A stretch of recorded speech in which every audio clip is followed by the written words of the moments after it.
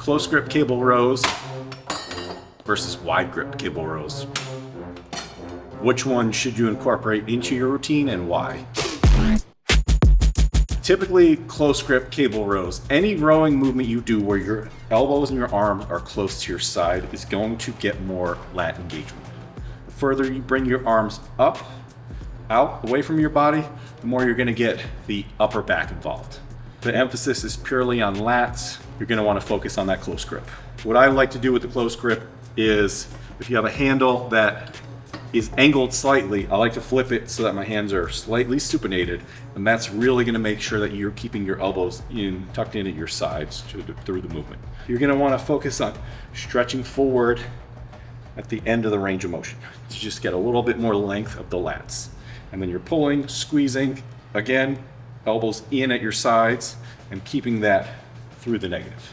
So for the wide grip cable rows, I like to just stay nice and neutral with my body positioning. I don't lean back too far, I'm not too far forward. If you did want to isolate the upper back a little bit more and go lighter and focus on more of the rhomboids and the middle traps, you would then lean a little bit forward and really focus on pulling and squeezing there. That could be one variation if you were looking to isolate those muscles a little bit more.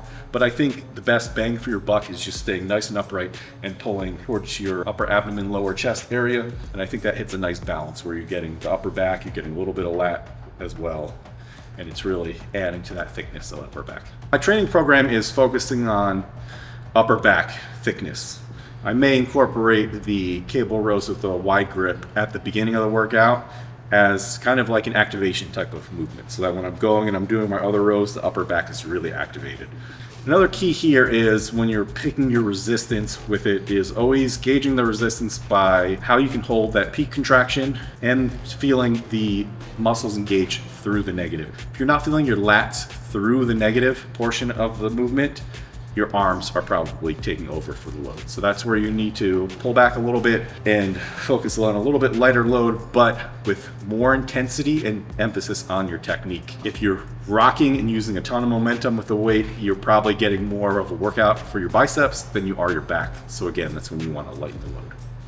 So it's really a matter of, for these particular movements, what are your goals? If your goal is upper back thickness, you're going to want to make sure to incorporate wide grip. Now, if your goal is just overall lat development and thickness, so a combination of the two, that's where you're going to want to do the close grip cable rows. But it really all depends on your goals and where your back development is currently.